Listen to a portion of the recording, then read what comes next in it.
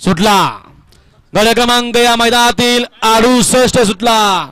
दत्त जयंती उत्सवानिमित्त आयोजित केलं आजचं भव्य आणि दिव्य असं मैदान आणि या मैदानातील 68 पळतोय. एक बाद झाला. इकडं 6 जण पळतायत.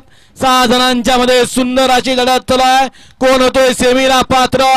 अलीकडं सुंदर अशी गाडी पळते अतिशय सुंदर आणि शेवटच्या क्षणाला काय झालं आता नजर लागली.